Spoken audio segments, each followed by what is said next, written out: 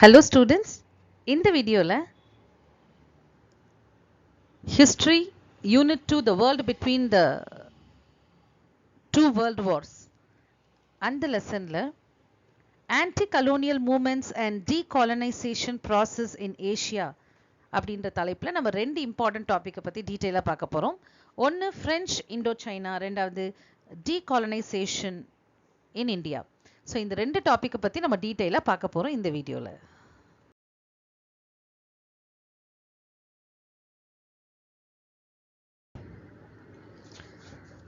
So முதல்ல இந்த லெசன்ல முக்கியமான டாபிக் பார்த்தோம் அப்படின்னா anti colonial moments and decolonisation process in Asia. இதில் ரெண்டு முக்கியமான டாபிக் நம்ம தெரிஞ்சுக்க போகிறோம். French Indo China, decolonisation in India. So இது ரெண்டுமே மிக முக்கியமாக உங்களுக்கு அடிக்கடி புக்கு உள்ளேருந்து கேட்கக்கூடிய ஒரு பேராகிராஃப் கொஷினில் கேட்பாங்க.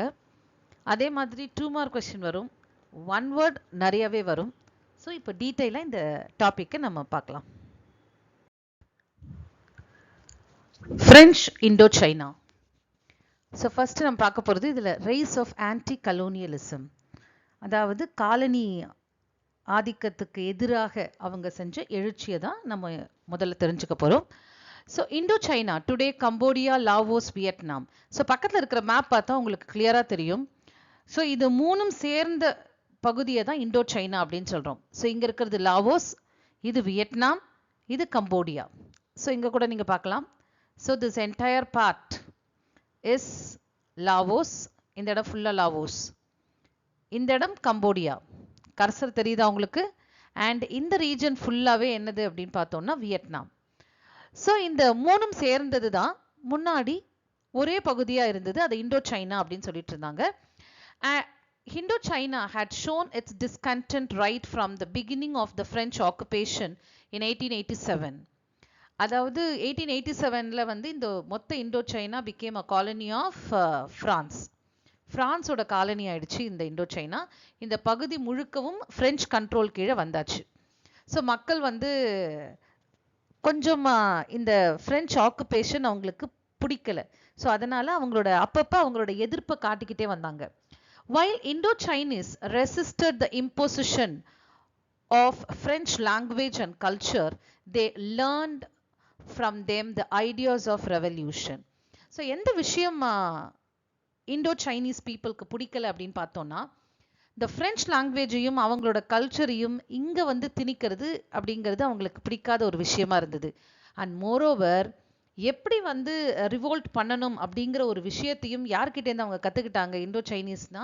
ஃப்ரெஞ்ச் கிட்டேருந்து தான். ஏன்னா ஃப்ரெஞ்ச் ரெவல்யூஷன் நம்ம ஏற்கனவே ஃப்ரெஞ்ச் ரெவல்யூஷன் பற்றி படிச்சிருக்கோம். 1789 நடந்த ஃப்ரெஞ்ச் ரெவல்யூஷன் வந்து it has got a great impact on the people worldwide, இல்லையா? ஸோ மிகப்பெரிய ஒரு தாக்கத்தை உலகம் முழுக்க ஏற்படுத்தியது இந்த French revolution. So Indo Chinese people ஃப்ரெஞ்சுக்காரங்கிட்டேருந்து எதை கற்றுக்கிட்டாங்க அப்படின்னா, எப்படி வந்து ரிவோல்ட் பண்ணுறது அப்படிங்கிற ஒரு ஐடியாஸையும் அவங்ககிட்டேருந்து தான் கற்றுக்கிட்டாங்க. ஸோ அவங்க இண்டோ சைனீஸ் எதிர்க்கிறதுக்கு முக்கியமான காரணம் அப்படின்னு பார்த்தோம்னா ஃப்ரெஞ்ச் லாங்குவேஜ் அண்ட் கல்ச்சரை அவங்க மேலே திணிக்கிறது தான். During the First World War, about 1 lakh Indo-Chinese fought in France and returned with the first-hand knowledge of how the French had fought and suffered during the war. So கிட்டத்தட்ட ஒரு 1 லட்சம் Indo-Chinese people வந்து first world வாரில் French ஆர்மியில் participate பண்ணியிருந்தாங்க. ஏன்னா Indo சைனான்றது ஃப்ரான்ஸோட colony, இல்லையா? எப்போ கூப்பிட்டாலும் இண்டோ சைனாலேருந்து மக்கள் என்ன பண்ணணும்? ஃப்ரான்ஸுக்கு ஆதரவாக அவங்க ஆர்மியில் ஃபைட் பண்ணணும், இல்லையா? ஸோ அதே மாதிரி தான் இந்தியாவும் பிரிட்டனுக்கு சப்போர்ட் பண்ணணும். ஏன்னா India was a colony of Britain at that time. So during the first world war என்னாச்சு? கிட்டத்தட்ட ஒரு 1 லட்சம் இண்டோ சைனீஸ் வந்து ஃப்ரெஞ்சுக்காக போராடினாங்க. அந்த ஃபர்ஸ்ட் வேர்ல்டு வார் முடிஞ்ச உடனே என்ன ஆகுது? தே ரிட்டர்ன் ஹோம். இண்டோ சைனாக்கு அந்த மக்கள் திரும்பி வரும்பொழுது with the first hand knowledge of how French had fought and suffered during the war. So எந்த மாதிரியான ஒரு அறிவை கொண்டு வந்தாங்க அப்படின்னு பார்த்தோம் அப்படின்னா, எப்படி வந்து ஃப்ரெஞ்ச் ஆர்மி சஃபர் ஆனாங்க அண்ட் என்ன மாதிரி எப்படி என்ன டெக்னிக்கை யூஸ் பண்ணி அவங்க சண்டை போட்டாங்க. ஸோ இந்த போரில், அதாவது ஃபர்ஸ்ட் வேர்ல்டு வாரில் என்ன துன்பங்கள் எல்லாம் அவங்க அனுபவிச்சாங்க அண்ட் என்ன மாதிரி அவங்க சண்டை போட்டாங்க அப்படின்ற ஒரு நேரடி அறிவை, ஏன்னா அவங்க டைரெக்டாக பார்க்குறாங்க ஃப்ரான்ஸை, ஏன்னா ஃப்ரான்ஸில் போய் சண்டை போடுறாங்க, டைரெக்டாக அவங்களுக்கு கான்டாக்ட் இருக்குது. So they brought a first hand knowledge about the French, how French had fought and suffered during the war. Communist ideas from mainland China were also a major influence. So Indo-Chinaக்கு மேல இருக்கிற ஒரு country தான் China. So always China had a great influence on Indo-China. அதோட communist பிரின்சிபலை சைனால பரப்புறதுக்கு எப்பயும் ரெடியா இருக்கிற ஒரு நாடு தான் சைனா. அது just northern part of Indochina you have China. So நேச்சுரலாக ஒரு மாதிரி ஏன்னா இதில் வந்து மெயின்லேண்ட் சைனா வந்து ஜஸ்ட் கொஞ்சம் மேலே இருக்குது, இண்டோ சைனாக்கு நார்த்தில் இருக்குது. ஸோ அதோட மெயின் இன்டென்ஷன் என்ன? To spread the communist principles, இல்லையா? So many became convinced that the considerable wealth of Indochina was benefiting only the colonial power. So இந்த விஷயத்தெல்லாம் பார்க்கும்போது இண்டோ சைனீஸ் பீப்புளுக்கு ஒரு விஷயம் நல்லா புரிய ஆரம்பிச்சுது. And they had been much influenced by the communist principles of China also. So நிறைய பேருக்கு ஒரு விஷயம் நல்லா கிளியராக புரிய ஆரம்பிக்குது. என்னன்னு பார்த்தோம்னா, இண்டோ சைனாவில் இருக்கிற வெல்த் எல்லாத்தையும் கலோனியல் பவர்ஸ் சாதகமாக பயன்படுதே தவிர நம்ம மக்களுக்கு இது பயன்படலை அப்படிங்கிற ஒரு விஷயம் தெளிவாக புரிய ஆரம்பிக்குது அவங்களுக்கு. So many became convinced that the considerable wealth of Indochina, so நம்ம நாட்டில் இருக்கிற வளம் எல்லாமே யாருக்காக பயன்படுது அப்படின்னு பார்த்தோம்னா கலோனியல் பவர்ஸ் தான் பயன்படுது, நம்ம மக்களுக்கு இது பயன்படலை அப்படின்ற ஒரு விஷயம் தெளிவாக புரிய ஆரம்பிக்குது அவங்களுக்கு. ஸோ நெக்ஸ்ட் நம்ம பார்க்க போகிறது டீகாலனைசேஷன். ஆக்சுவலாக இது வந்து ஒரு பாக்ஸ் மெசேஜாக கொடுத்துருக்காங்க. இது வந்து உங்களுக்கு ஒரு 2 மார்க் கொஷினில் கேட்கக்கூடிய ஒரு கேள்வி. வாட் இஸ் டீகாலனைசேஷன் அப்படின்னு கேட்கலாம். Or what you mean by decolonisation அப்படின்னு கேட்கலாம். So decolonisation is a process through which colonial powers transferred institutional legal control over their colonies to the indigenous nationalist government. அதாவது இந்த கலோனியல் பவர்ஸ் அவங்களோட institutional legal கண்ட்ரோலை அந்த colony மேலே இருந்த நிர்வாக அதிகாரமாக இருக்கட்டும், இல்லை சட்ட அதிகாரமாக இருக்கட்டும், அவங்க கையில் வச்சுருந்த அந்த அதிகாரத்தை எல்லாத்தையும் யார்கிட்ட கொடுக்குறாங்க? அந்த இண்டிஜினஸ் நேஷனலிஸ்ட் கவர்மெண்ட் கிட்ட மாற்றி விடுறாங்க. அதாவது அந்த தேசிய அரசிடமே, அவங்களோட சொந்த தேசிய அரசிடமே கொடுத்துடுறாங்க. ஸோ அதுக்கு பேர் தான் டீகாலனைசேஷன். ஸோ இந்த டீகாலனைசேஷன் வந்து 2 மார்க் கொஸ்டின்ல கேட்பாங்க. ஸோ அடுத்ததான் நம்ம பார்க்க போகிறது the emergence of Viet Minh. So the Vietnam Nationalist Party அப்படின்னு சொல்கிறோம் இல்லையா? So it was formed in the year 1927. So இந்த 1927 வந்து நம்ம டைம் லைன்லேயும் மார்க் பண்ணுவோம். Formation of Vietnam nationalist party அப்படின்னு எழுதுவோம் நம்ம டைம் லைனில். ஸோ அதை பற்றி தான் நம்ம இப்போ டீட்டெயிலாக பார்க்க போகிறோம். கீழே ஒரு படம் இருக்குது பாருங்கள், அந்த கட்சி ஃபார்ம் ஆகும்போது எடுக்கப்பட்ட ஒரு பிக்சர் தான் இது. ஸோ எமர்ஜென்ஸ் ஆஃப் வியட் மின். Mainstream political party in Indochina was Vietnam Nationalist Party, formed in 1927. It was composed of the wealthy and middle class sections of the population. So இந்த இண்டோசைனால இருந்த ஒரு முக்கியமான பார்ட்டி எது அப்படின்னு பார்த்தோம்னா வியட்நாம் நேஷனலிஸ்ட் பார்ட்டி. இது எந்த ஆண்டு துவக்கப்பட்டது அப்படின்னா ஃபார்ம்டு இன் 1927. ஸோ இந்த வருஷத்தை கரெக்டாக ஞாபகம் வச்சுக்கோங்க, பிகாஸ் நம்ம டைம் லைன்லையும் இந்த இயர் எழுதுவோம். Formation of Vietnam nationalist party 1927 one வேர்ட்லேயும் உங்களுக்கு வருது. And it was composed of wealthy and middle class sections of the population. So இந்த பார்ட்டியில் யாரெல்லாம் மெம்பராக இருந்தாங்க பார்த்தோன்னா நல்ல பணக்காரங்க, அப்புறம் நடுத்தர வர்க்கத்தை சேர்ந்தவங்க, மிடில் கிளாஸ் பீப்புள் தான் இதில் வந்து மெம்பராக இருந்தாங்க. In 1929, the Vietnamese soldier mutinied and there was a failed attempt to assassinate the French Governor General. So 1927ல வியட்நாமஸ் நேஷனல் பார்ட்டி ஃபார்ம் பண்ணாங்க. தென் 1929ல வியட்நாமஸ் சோல்ஜர், அதாவது ஒரு இராணுவ புரட்சி ஏற்பட்டது. soldiers, they revolted against the French government. That was also suppressed. Then they made an attempt to assassinate the French governor general. So அங்கே இருக்கிற French governor ஜெனரலை வந்து கொலை பண்ணுறதுக்கான ஒரு முயற்சி செஞ்சாங்க. அதுவும் தோல்வியில் முடிஞ்சிடுச்சு. So this was followed by a large scale peasants revolt led by the communist. So அடுத்ததான் என்ன பண்ணுறாங்க, நிறைய விவசாயிகள் வந்து கம்யூனிஸ்ட் தலைமையில் வந்து ஒரு புரட்சி பண்ணுறாங்க. So that revolt was crushed by what is called white terror. So அந்த ரிவோல்ட்டையும், அந்த பெசன்ஸ் ரிவோல்ட்டையும் என்ன பண்ணுறாங்க, ஃப்ரெஞ்ச் கவர்மெண்ட் ஒரு அடக்குமுறை கொண்டு இந்த ரிவோல்ட்டை கண்ட்ரோல் பண்ணுறாங்க. அதுக்கு பேர் தான் ஒயிட் டெரர், அதாவது வெள்ளை பயங்கரம். என்ன பண்ணுறாங்க அப்படின்னா, thousands of rebels were killed. So யாரெல்லாம் ஃப்ரெஞ்ச் கவர்மெண்ட்டுக்கு எதிராக அந்த புரட்சியில் கலந்துக்கிட்டாங்களோ அவங்களை எல்லாரையுமே என்ன பண்ணுறாங்க, கொன்னுடுறாங்க.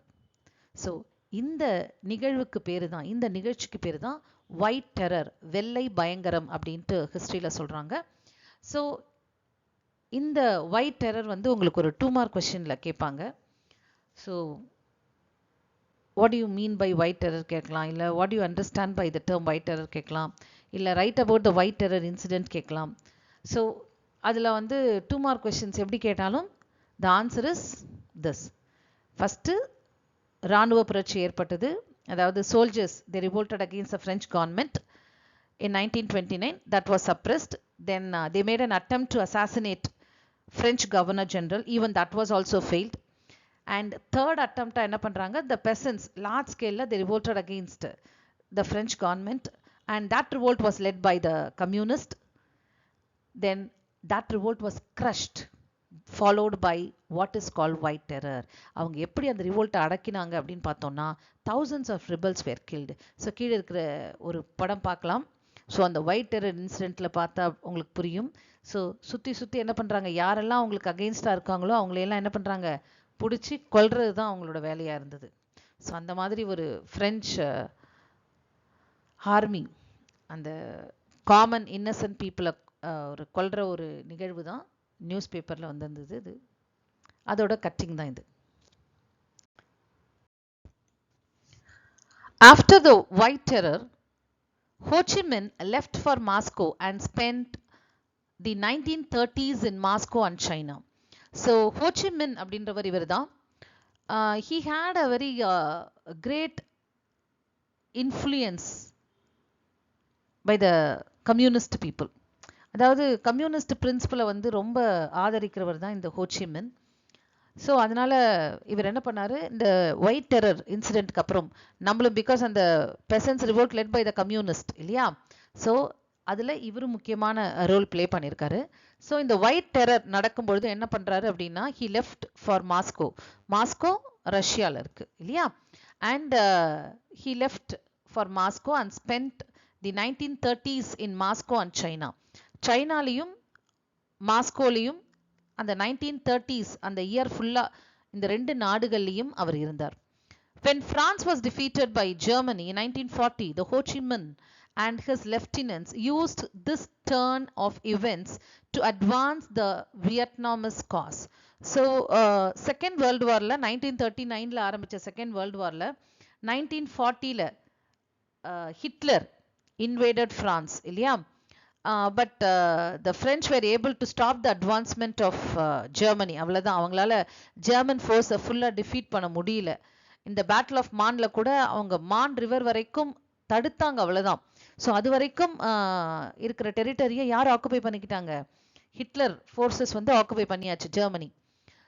ஸோ 1940 வந்து ஃப்ரான்ஸ் டிஃபீட் ஆன இந்த விஷயம் தெரிஞ்ச உடனே Ho Chi Minh and his lieutenant they wanted to make use of this opportunity to advance in to Vietnamese cause. So இதை வியட்நாம்குள்ளே போகிறதுக்கு இது ஒரு ஆப்பர்ச்சுனிட்டியாக அவங்க யூஸ் பண்ணிக்கிட்டாங்க. Crossing over the border into Vietnam in January 1941, they organized the League for the Independence of Vietnam or Viet Minh. So இந்த ஒரு ஆப்பர்ச்சுனிட்டியை அவங்க பயன்படுத்திக்கிட்டு அவங்க வந்து வியட்நாம் பார்டரை கிராஸ் பண்ணி, ஏன்னா இவரெல்லாம் வியட்நாம்குள்ளே வரக்கூடாது அப்படின்ட்டு ஃப்ரெஞ்சுக்காரங்க சொல்லிட்டு இருந்தாங்க. ஸோ ஆனால் ஃப்ரெஞ்சு அங்கே தோற்று போனதுனால நிறைய ஃபோர்ஸஸ் வந்து அங்கே கான்சென்ட்ரேட் பண்ணதுனால என்ன பண்ணார், இந்த ஆப்பர்ச்சுனிட்டியை அவர் யூஸ் பண்ணி வியட்நாம் பார்டரை கிராஸ் பண்ணி ஜான்வரி 1941 வியட்நாம்குள்ளே வந்து அங்கே ஒரு அமைப்பை உருவாக்குறாரு. அந்த அமைப்புக்கு பேர் தான் Viet Minh. He organized the league, okay, for the independence of Vietnam. That is called Viet Minh. And this gave a renewed emphasis to a distinct Vietnamese nationalism. So இந்த ஒரு புதிய இந்த தனித்தன்மை வாய்ந்த இந்த வியட்நாம் ஒரு புதிய அழுத்தத்தை கொடுத்தது இந்த மாதிரியான ஒரு அமைப்பு. ஸோ இதுக்கப்புறம் அது ஹோச்சிமின்னால அது என்னெல்லாம் அங்கே நடந்தது அப்படிங்கிறத நம்ம இன்னொரு லெசனில் டீட்டெயிலாக பார்ப்போம்.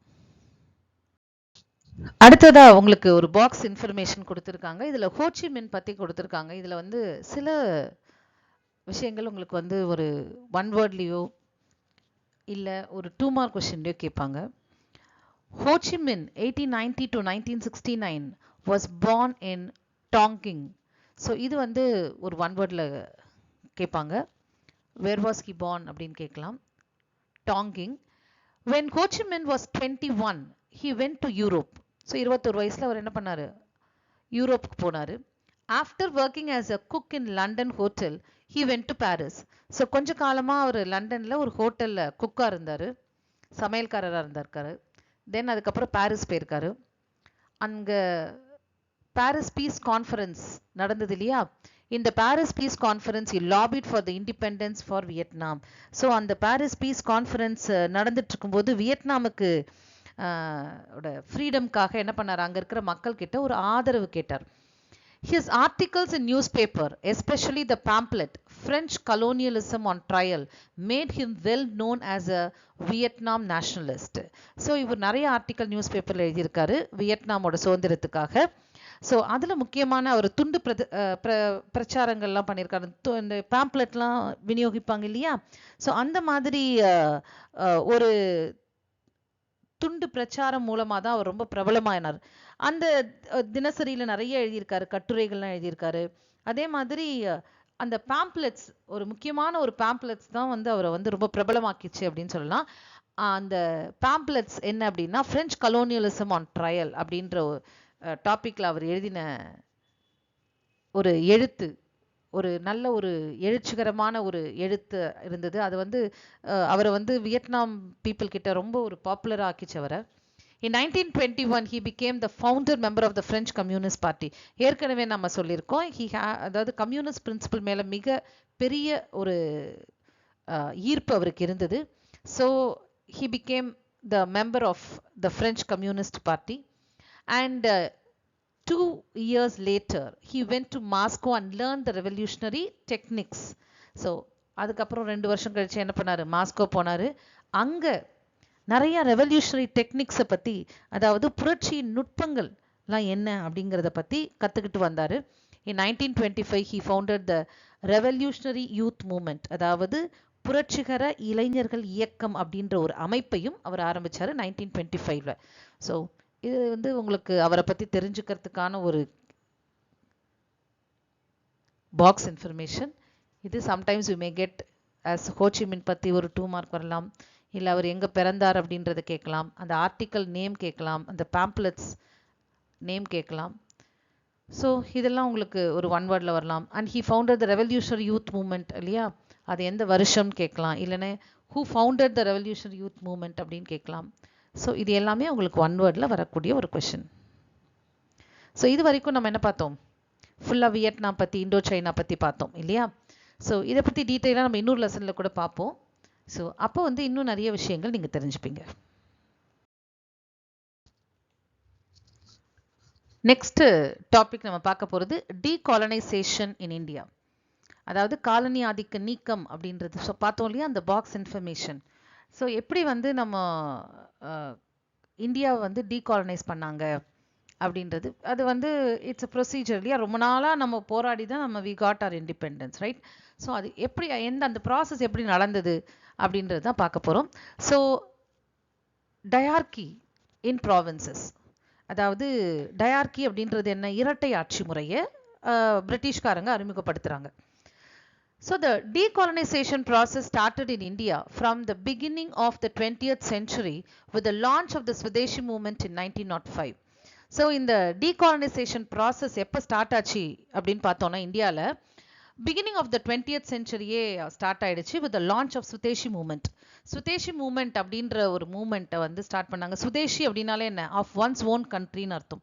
அதாவது நம்ம நாட்டில் தயார் பண்ணுற பொருட்களை மட்டுமே இந்திய மக்கள் வாங்கணும் அப்படின்ற ஒரு போராட்டம் தான் இது. ஸோ இந்த ஒரு மூமெண்ட்டோட 1905 இது ஸ்டார்ட் பண்ணாங்க. ஸோ இந்த மூமெண்ட்டோட நம்மளோட டீகாலனைசேஷன் வந்து ப்ராசஸ் ஸ்டார்ட் ஆச்சு. Then the outbreak of the First World War brought about a rapid political as well as economic changes. So அதுக்கப்புறம் என்னாச்சு, ஃபர்ஸ்ட் வேர்ல்டு வார். அந்த ஃபர்ஸ்ட் வேர்ல்டு வார் முடிஞ்ச உடனே இந்தியாவில் நிறைய ஒரு மாற்றங்கள் ஏற்பட்டு இருந்தது. Like political changes and economic changes, அதாவது அரசியல் மாற்றங்களும் சரி பொருளாதார மாற்றங்களும் நிறைய இருந்தது நம்ம இந்தியாவில். இன் 1919 the Government of India Act introduced a diarchy that provided for elected provincial assemblies as well as for Indian ministers to hold certain portfolios under transferred subjects. So 1919ல the Government of India Act அப்படின்ற ஒரு சட்டத்தை அறிமுகப்படுத்துறாங்க British government. அதன் மூலமா டயார்கியை, அதாவது இரட்டை ஆட்சி முறையை introduce பண்றாங்க இந்தியாவில்.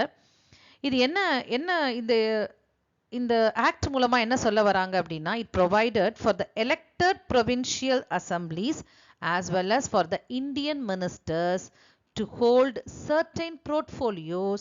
portfoliosனா என்ன, சில துறைகள் கீழே இருக்கிற அதிகாரங்கள் அவங்களுக்கு இருக்கு அண்டர் த டிரான்ஸ்ஃபர்ட் சப்ஜெக்ட். அதாவது இந்த ஆக்ட் என்ன சொல்லுது அப்படின்னா, இந்த தேர்ந்தெடுக்கப்பட்ட மெம்பர்ஸ் இருக்காங்க இல்லையா, அவங்க அந்த மாகாண சட்டசபைக்கு இருப்பாங்க இல்லையா, that is for the provincial assemblies. So அந்த elected members இந்த இந்தியன் மினிஸ்டர்ஸ் கீழே சில பொறுப்புகளை அவங்க என்ன பண்ணலாம், எடுத்துக்கலாம் அப்படின்னு சொல்றாங்க. ஸோ என்ன மாதிரி சில, அதாவது எலெக்டட் ரெப்ரசன்டேட்டிவ்ஸ் சில பொறுப்புகளை பிரித்து கொடுக்குறாங்க இந்தியன் மினிஸ்டர்ஸ்க்கும். Indian ministers also can hold certain portfolio, சில அதிகாரங்கள் இந்தியன் மினிஸ்டர்ஸ்க்கும் தரப்படும் அப்படின்னு சொல்றாங்க, right? But the Indian National Congress rejected the diarchy and decided to boycott the legislature. ஆனா இதை இந்தியன் நேஷனல் காங்கிரஸ் என்ன பண்ணல, அக்செப்ட் பண்ணிக்கல, and they rejected the legislature. So இந்த ஆக்ட் introduced diarchy. இந்த இதில் உங்களுக்கு ஒன் வேர்டில் கேட்பாங்க. So which act introduced diarchy ன்னு கேட்கலாம். The Government of India Act of 1919 introduced diarchy. இது என்ன சொல்லுது, எலெக்டட் ப்ரொவின்ஷியல் அசம்பிளி மெம்பர்ஸ் இருக்காங்க இல்லையா, அதில் இந்தியன் மினிஸ்டர்ஸ் கூட சில அதிகாரங்கள் பொறுப்புகளை அவங்களுக்கு கொடுக்கலாம், சில அதிகாரங்கள் அவங்களுக்கும் உண்டு அப்படின்ற மாதிரி சொல்றாங்க. ஸோ ஆனால் இதை வந்து யார் எடுத்துக்கல, Indian National Congress rejected this diarchy form of a government and they decided to boycott the legislature. So Act of 19 Government of Indian Act of 1990 diarchy introduce பண்ணாங்க இல்லையா. ஸோ இந்த diarchy அப்படிங்கிறது என்னன்னு பார்த்தோம் அப்படின்னா, it's a dual government in India. It divided the powers of the provincial government into two, that is for the reserved and the transferred subject. So powers என்ன பண்ணிட்டாங்க, ரெண்டா பிரிச்சுட்டாங்க, for reserved and for the transfer subject. And இந்தியன்ஸ்க்கு என்ன அதிகாரம் கொடுத்தாங்க, அந்த transfer சப்ஜெக்டில் வந்து சில துறைகளை இந்தியன்ஸ்க்கு எலெக்டட் ப்ரொவின்ஷியல் மெம்பர்ஸ்க்கு அலாட் பண்ணாங்க. அதனால தான் இதை வந்து இந்தியன் நேஷனல் காங்கிரஸ் என்ன பண்ணாங்க, அப்போஸ் பண்ணாங்க. ஸோ அடுத்ததான் நம்ம பார்க்க போகிறது என்னன்னு பார்த்தோம்னா, a lack of measures to industrialize India. அதாவது இந்தியாவை வந்து இண்டஸ்ட்ரியலைஸ்டு கண்ட்ரியாக ஆக்கிற நடவடிக்கையில் இருக்கிற ஒரு குறைபாடுகள்லாம் என்ன, அதாவது லேக் ஆஃப் மெஷர்ஸ் என்ன அப்படிங்கிறத பார்க்க போகிறோம். Despite the discriminating protection given to certain select industries such as sugar, cement and chemicals, there was no change in the colonial economic policy. So the government, the British government என்ன பண்றாங்க அப்படின்னா, சில துறைகளில் மட்டுமே, சில இண்டஸ்ட்ரீஸ்க்கு மட்டுமே என்ன பண்ணுறாங்க, பாதுகாப்பு கொடுக்குறாங்க, லைக் சுகர், சிமெண்ட், கெமிக்கல்ஸ். மற்றபடி அவங்களோட கலோனியல் எக்கனாமிக் பாலிசியில் எந்தவித மாற்றமும் கிடையாது. But in case of the indigenous இண்டஸ்ட்ரின்னு என்ன, உள்நாட்டு இண்டஸ்ட்ரி, அதாவது இந்தியாவிலேயே இருக்கிற industry. But in case of indigenous industries, support was only in the form of providing technical advice and education, and the establishment of pioneer factories in new industries. So நம்மளோட indigenous இண்டஸ்ட்ரிக்கு என்ன மாதிரியான support இருந்தது அப்படின்னு பார்த்தோம்னா, technical advice, education, அதாவது தொழில் சார்ந்த, தொழில்நுட்பம் சார்ந்த சில அறிவுரைகள், அதுக்கப்புறம் அது சார்ந்த கல்வி முறை, அதுக்கப்புறம் சில முன்னோடி பைனியர் ஃபேக்ட்ரிஸ், அதாவது முன்னோடி அந்த தொழில்துறைக்கு முன்னோடியான சில இண்டஸ்ட்ரியை தொடங்கிறது. ஸோ இதிலெல்லாம் வந்து த கவர்மெண்ட் வந்து ஹெல்ப் பண்ணிட்டு இருந்தாங்க. However, even this policy was soon abandoned as many British enterprises were opposed to this. So இந்த உதவிகள் கூட இந்தியன்ஸ்க்கு பண்ணக்கூடாது அப்படின்றதுல வந்து பிரிட்டிஷ்காரங்க ரொம்ப உறுதியாக இருந்தாங்க. ஏன் அப்படின்னா, நிறைய பிரிட்டிஷ் ஆர்கனைசேஷன், அதாவது என்டர்பிரைசஸ் எல்லாம், நிறுவனங்கள்லாம் வந்து அரசோட தலையீடு இதில் இருக்கக்கூடாது அப்படின்றதுல ரொம்ப உறுதியாக இருந்து அப்போஸ் பண்ணதுனால, ஸோ ஈவன் நம்ம இண்டஸ்ட்ரியை டெவலப் பண்ணுற ஒரு மெஷரையும் அவங்க கைவிட்டுட்டாங்க. So however, even this policy was soon abandoned. abandonedனா என்ன, இந்த கொள்கையை வந்து கைவிட்டுட்டாங்க பிரிட்டிஷ் கவர்மெண்ட். ஏன் அப்படின்னா, நிறைய பிரிட்டிஷ் என்டர்பிரைசஸ் இதை அப்போஸ் பண்ணாங்க, ரைட்? அதனால ஸோ இந்தியாவில் இருக்கிற இண்டஸ்ட்ரியை ஆதரவளித்தோம் அப்படின்னா நம்மளோட இண்டஸ்ட்ரி போயிடும் அப்படின்ற மாதிரி ஒரு பயம் இருந்தது அவங்களுக்கு. நெக்ஸ்ட் நம்ம பார்க்க போகிறது impact of depression on Indian agriculture. So இந்த கிரேட் எக்கனாமிக் டிப்ரெஷன் ஏற்பட்டது இல்லையா, அதோட தாக்கம் இந்தியாவில் எப்படி இருந்தது அப்படின்றது தான் பார்க்க போகிறோம். So the great economic depression also dealt a death blow to Indian agriculture and indigenous manufacturing sector. அதாவது இந்த கிரேட் எக்கனாமிக் டிப்ரெஷன்னால இந்தியாவோட அக்ரிகல்ச்சரும் இண்டிஜினஸ் இண்டஸ்ட்ரீஸ், அதாவது உள்நாட்டு உற்பத்தி, அதுவும் மிகப்பெரிய அளவில் பாதிக்கப்பட்டதுன்னு சொல்லலாம். மேனுஃபேக்சரிங் செக்டாரும் அக்ரிகல்ச்சர் ரெண்டு செக்டாருமே மிகப்பெரிய பாதிப்பை எதிர்கொண்டது. The value of farm produce declined by half while the land rent to be paid by the peasants remained unchanged. அதாவது பொருட்களோட விலை, அந்த ஃபார்ம் ப்ராடக்டோட விலை வந்து ஏறிக்கிட்டே இருக்கு, அக்ரிகல்ச்சர் பொருளோட விலை ஏறிக்கிட்டே இருக்கு. ஆனால் அந்த விவசாயிகள் அவங்க நிலத்துக்கு கொடுக்க வேண்டிய ரெண்ட், அதாவது குத்தகை இருக்கு இல்லையா, அது மட்டும் அப்படியே தான் இருக்கு. அவங்க விலை குறைவாக இருக்கு, அக்ரிகல்ச்சர் ப்ராடக்ட் எல்லாம் விலை என்ன ஆயிடுச்சு, ரொம்ப கம்மியாயிடுச்சு. அதனால அவங்களுக்கான குத்தகை பணம் ஆனால் அவங்க குறைக்கல. பிரிட்டிஷ்காரங்க என்ன பண்ணல, குத்தகை பணத்தில் எந்த வித மாற்றமும் ஏற்படுத்தலை ரெண்ட்ல. In terms of prices of agricultural commodities, the obligation of the farmers of the state doubled. So price, agriculture ப்ராடக்டோட ப்ரைஸை கம்பேர் பண்ணும்பொழுது கவர்மெண்ட்டுக்கு செலுத்த வேண்டிய தொகை பார்த்தோம் அப்படின்னா டபுளாக இருக்குது. ஸோ ப்ரைஸை விட ரொம்ப அதிகமாக இருக்குது அவங்களுக்கு கொடுக்க வேண்டிய தொகை அப்படின்னும் போது naturally the farmers could not pay anything. The great fall in price prompted the Indian nationalists to demand protection for the internal economy. So அடுத்ததா இப்போ விலைவாசி எல்லாம் ரொம்ப குறைய ஆரம்பித்த உடனே இந்தியன் நேஷனலிஸ்ட், நம்மளோட மக்கள் என்ன ஒரு டிமாண்டை பிரிட்டிஷ்காரங்கிட்ட வச்சாங்க அப்படின்னு பார்த்தோம்னா, ப்ரொடெக்ட் தி இன்டர்னல் எக்கானமி, அதாவது உள்நாட்டு பொருளாதாரத்தை முதல்ல பாதுகாக்கிறதுக்கு ஏதாவது நடவடிக்கை எடுங்க அப்படின்ற மாதிரி ஒரு கோரிக்கையை வைக்கிறாங்க பிரிட்டிஷ்காரங்கிட்ட. In 1930s saw the emergence of the Indian National Congress as a militant mass movement. So 1930sல பார்த்தோம் அப்படின்னா இந்தியன் நேஷனல் காங்கிரஸ் எப்படி மாறிடுச்சு அப்படின்னா, ஒரு போராடும் குணமிக்க ஒரு மிகப்பெரிய ஒரு மக்கள் இயக்கமாக மாறிடுச்சு. ஸோ அவ்வளோ சப்போர்ட்டர்ஸ் இந்தியன் நேஷனல் காங்கிரஸ்க்கு.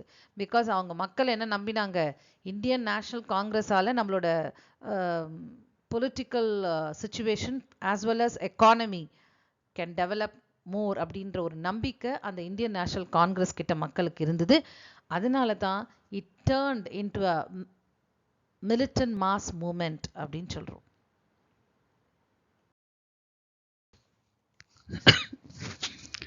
The Government of India Act of 1935. The British had to appease the Indian nationalists and the outcome was the passage of the Government of India Act 1935. So இப்போ Indian national Congress வந்து மிகப்பெரிய ஒரு போராடும் குணமிக்க ஒரு மக்கள் இயக்கமாக உருவாயிடுச்சு. So பெசன்ஸ்லாம் ஒரு சைடு வந்து விலைவாசி குறைஞ்சதுனால ரொம்ப அவஸ்தைப்பட்டுட்டு இருக்காங்க. அண்ட் இன்டர்னல் எக்கானமி ரொம்ப டிட்டாரியேட் ஆகிட்டே இருக்குது. ஸோ இந்த நிலமையில வந்து பிரிட்டிஷ் கவர்மெண்ட்டுக்கு தெரிஞ்சு போச்சு, இப்போ நம்ம இந்தியன்ஸை சமாதானப்படுத்தலை அப்படின்னா இது வேறு விதமாக ரியாக்ட் ஆகலாம் அப்படின்றதுனால, in order to appease the Indian nationalist, நம்ம மக்களை சமாதானப்படுத்துறதுக்காக என்ன பண்ணார் அப்படின்னா, the British government they passed government of India act 1935, ஒரு இந்திய அரசியல் சட்டத்தை 1935ல பாஸ் பண்ணுறாங்க.